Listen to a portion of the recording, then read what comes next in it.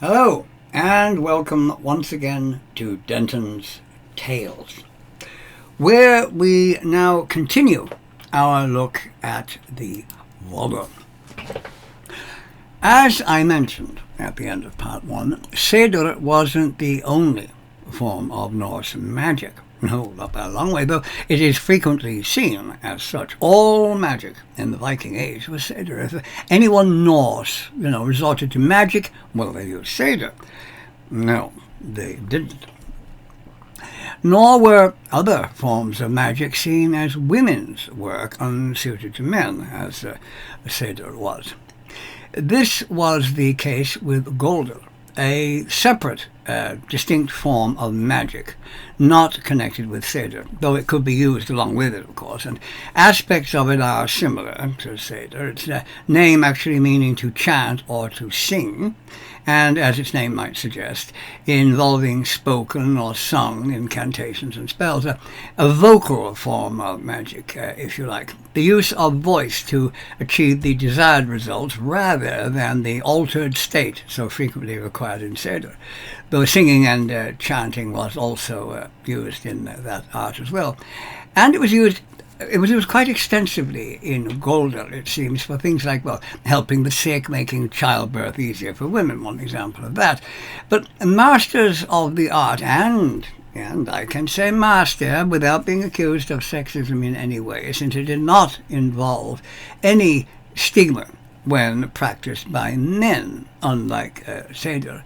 It was seen as a male art, as opposed to Seder, which was almost exclusively female.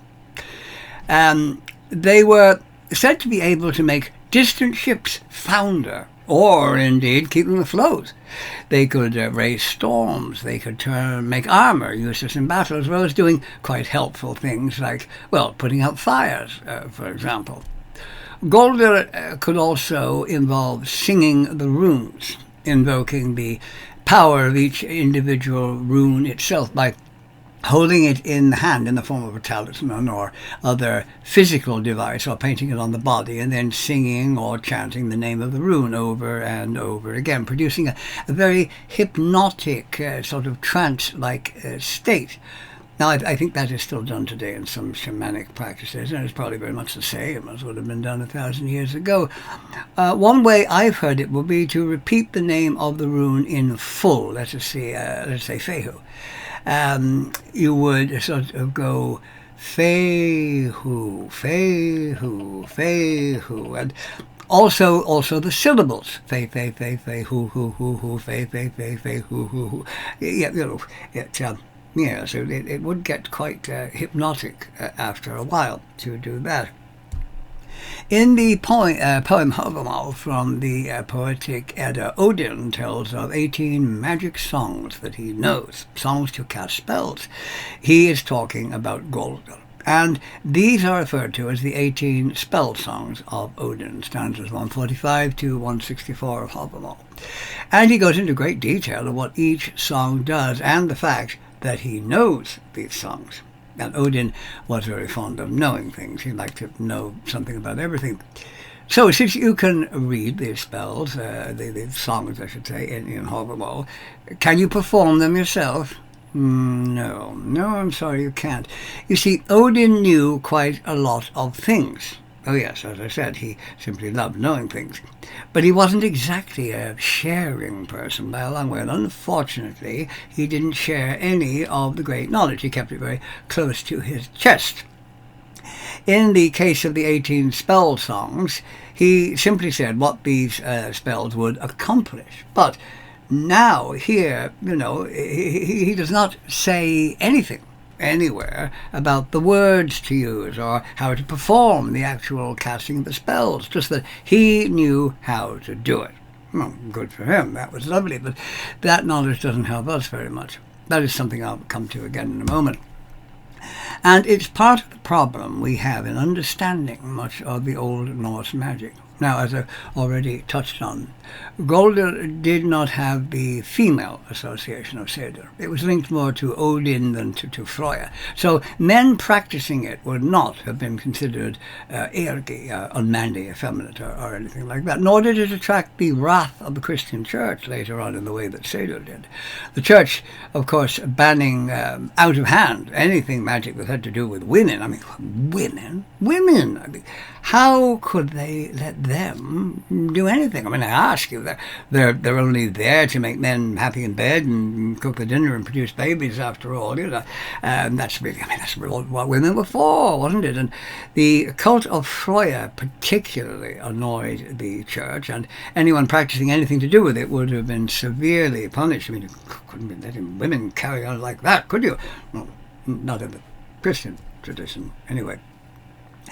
Freya's association with Seder is demonstrated in the constellation that the Greeks regarded as Orion the Hunter, a brilliant star group visible during the winter months in northern latitudes and very spectacular in binoculars. But it was known to the Norse as Freya's Gown, with the famous Belt of Orion asterism and the nebula that can be seen below it, called Freya's Distaff, from the distaff used in spinning, representing as it did the Volur's staff or wand. These were also sometimes associated with Frigg as well, because there were times Frigg and Freya would be interchangeable. Many graves have been found in Scandinavia containing women buried with a distaff or wand, as well as other items suggesting their magic role, offering bowls and talismans and various herbal substances, for example, substances that could produce hallucinations. Now, there would hardly seem much point in burying a woman with a distaff were she not a Volur, one that would done no more with it than spin some wool, since in that case why not put the whole spinning wheel in with her, or some other parts of it rather than just that one thing representing a wand. So graves of that type can be very safely classified as Volur burials, and I'll have more to say about that. Now, there were other forms of magic in the Viking Age, as well as Golder and Seder, such as Sita Ute. Now, that was a shamanic practice that involved invoking the powers of darkness. Oh, yes, the powers of darkness. We're getting into heavy stuff now, which was performed at night. Rather obviously, I suppose, since darkness was required, by sitting at a crossroads, perhaps, and chanting invocations in order to get the counsel of the spirits of the dark or to learn their secrets. So I suppose, yes, logically one would perform it at night. While aspects of it were similar to both Seder and Golder, it was a separate thing in itself, rather than being an offshoot of either of the other two. So, what sort of rituals did the Volur actually perform? Yes, well, I mean, they chanted songs, magic tunes, went into trances and so forth. But how did they do that? You see, what did they say? What words were spoken? There, as I've said, we have a problem. The answer is we haven't the faintest idea. We know a lot about what they did, but not about how they did it. And there's a considerable difference between what and how from the point of view of words spoken or gestures that may have been used. There's no record of that at all, at least from the Norse people themselves at that time. However, there are accounts by travellers, like the Arab Ahmed ibn Fadlan, an emissary from the Caliph of Baghdad, who witnessed Kievan Rus' burial ceremony in what is now Russia. But how closely the Rus shamanic rituals mirrored the original Norse ceremonies they derived from, I suppose is impossible to say. I assume they would have been similar. What one would kind of think that would be the case. But his eyewitness account does give an interesting glimpse into at least one aspect of Volur's duties. Now, Norsemen had established themselves around Novgorod, circa 862 AD, later becoming known as the Kievan Rus, from the city of Kiev, though they never actually used that term themselves. In 921, Ibn Fadlan travelled with a delegation from the Caliph of Baghdad to see the Bulgars on the Volga River. and there he witnessed the funeral of a Rus chieftain, with an old woman presiding over the event and directing it, who was called the Angel of Death. Now, there's a title to have. Almost certainly, this would have been a Volur. The man's ship was pulled up ashore, and on it a bed was made by this woman, and the man's body was placed on the bed with his weapons and offerings all around him, and 2 horses were killed and added, and the woman sacrificed a hen and a cock. Then a thrall girl was chosen to accompany her master into the next world. She, of course, had no say in that. It was very much a military volunteer. You step forward, And she then, this gets a little, younger persons might wish to pause this or skip. And then she had intimate relations with a number of men. Yes. Each man saying, "Tell your master that I do this because of my love for him." I'm sure there was no shortage of volunteers for the task of telling a master how much they loved him. Had he been alive, well, I'm sure he would have been touched by the outpouring of pure love, even though the thrall girl seemed to be the one getting it, literally. With rituals like that, I suppose even the most miserable, grumpy, unpopular man in the village, whom nobody liked or would have anything to do with, would ready to become everyone's most beloved friend when it came to the funeral. Well, at least among the male population. Well, maybe 1 or 2 of them. Well, anyway, we won't go into that. The girl was lifted up on the palms of several men 3 times by a door frame, given intoxicating drinks, and thus was put into a psychic state so she could look through the symbolic doorway into the next world. Now, this ritual is confirmed by an Icelandic story of how 2 men lift a woman up over a door frame to enable her to look into the next world. So we know that this was something that's independently confirmed. The girl was then taken to the ship, and she gave her bracelets to the Volur and her other jewellery to the woman's daughters, who it seems were guarding her. And then the Volur gave her a more intoxicating drink. The girl then singing and bidding farewell to those around her. She went into the tent that had been erected over the funeral bed, and the men began banging their shields as the 6 others came into the tent, and, well, yes, they did what they did. There was quite a lot of banging in various senses going on there before putting her into the bed with her dead master.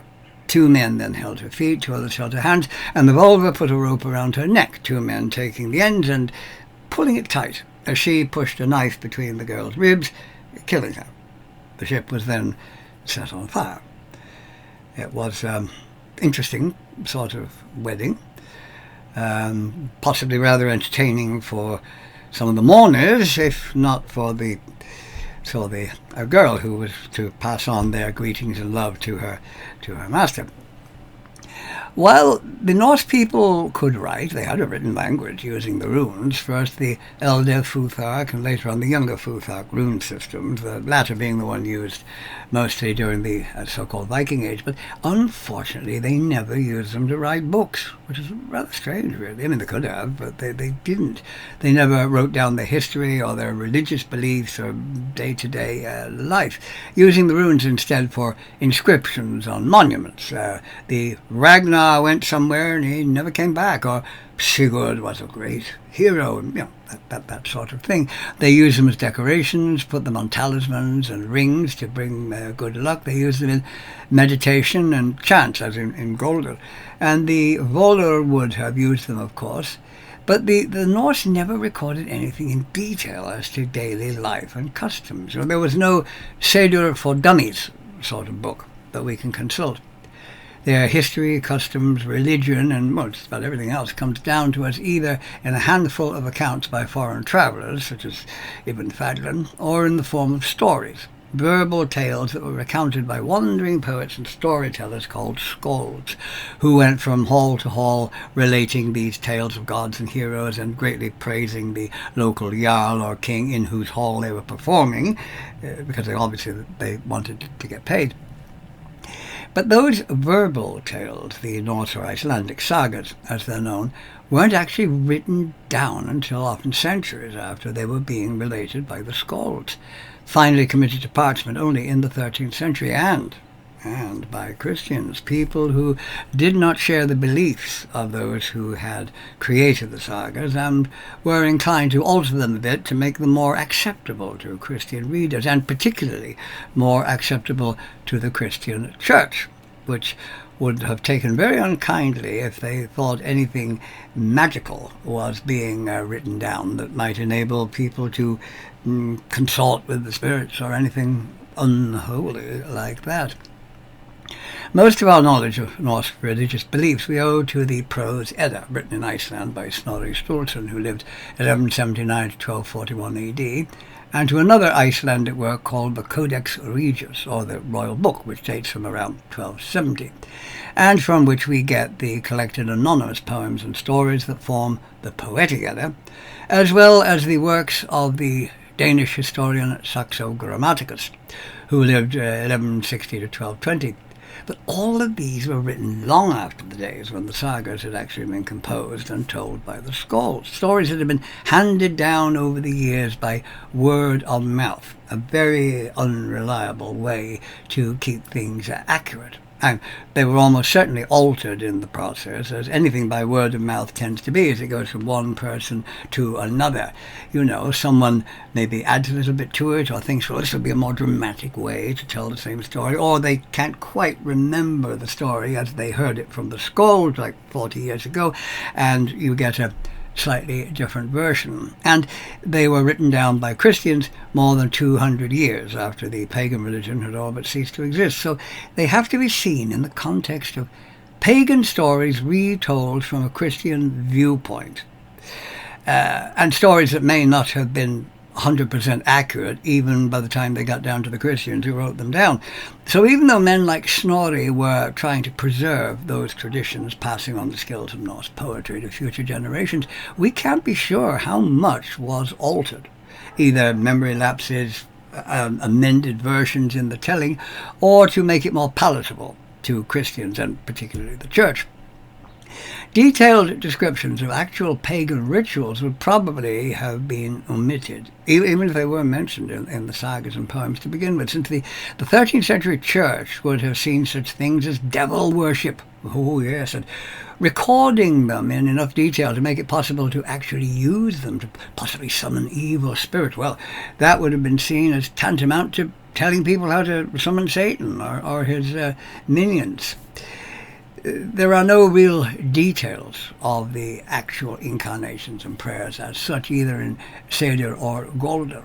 While we are told in the saga of Eric the Red and in the tale of Gudrid the Far Traveller that Volur danced or chanted and so forth, we know about the magic tunes and that the women sang to accompany them, but we don't know the actual words they used or details of how the animal bones and talismans were used, how were they placed, what was the wording, what were the incantations that were said over them.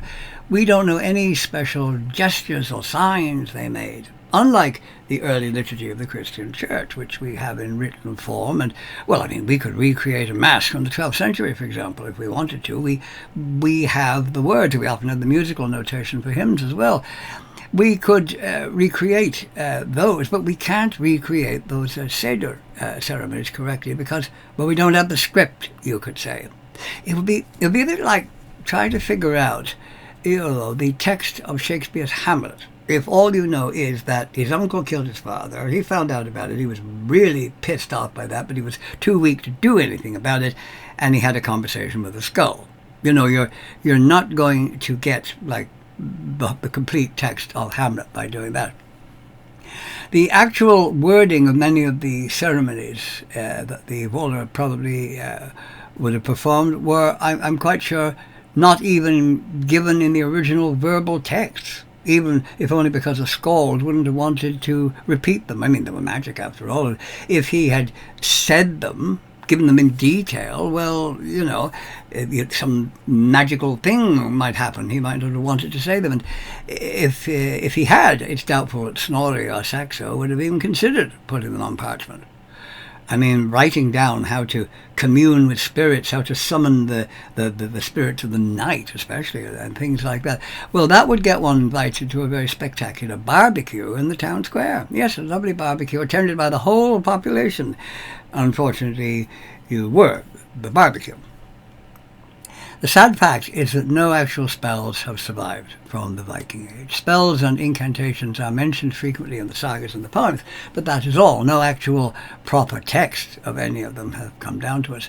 And the various mentions of them give us an idea, really, that things were done, but we have no idea how they were actually performed. For example, the stanzas from Havamal that I've already quoted, where Odin lists 18 important spell songs that he knows, but he doesn't tell us how to cast those spells, what the words are, or how they should be performed, actually sung, or perhaps rhythmically chanted or spoken. We've no idea. Now, he tells us what they do in great detail, and he knows how to use them, and, well, that's lovely. I mean, bully for him, as they say. He may have known how to use them, but we don't, unfortunately. Now, there are later manuscripts from Iceland dating from the early 17th century, over 600 years after the conversion of Iceland, and so not exactly contemporary with the Viking Age by a long way. But these manuscripts purport to give spells and magical symbols from that era, but they are highly questionable.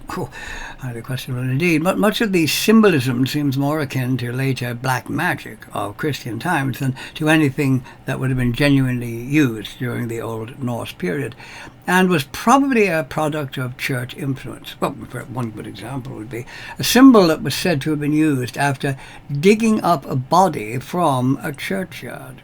Yes, note that. A churchyard, not from a burial mound, a ship burial, a stone cairn. No, from a churchyard. And a churchyard, of course, places it firmly in Christian times. The Old Norse did not have a churchyard because, well, they didn't have churches, obviously. So the whole manuscript is highly questionable. In part 3, we shall look at some examples of Seder practice, as well as archaeological evidence, for which there's quite a bit, actually. I hope you enjoyed this video, and I hope you will join me in part 3. Until then, I shall say farewell, goodbye for now.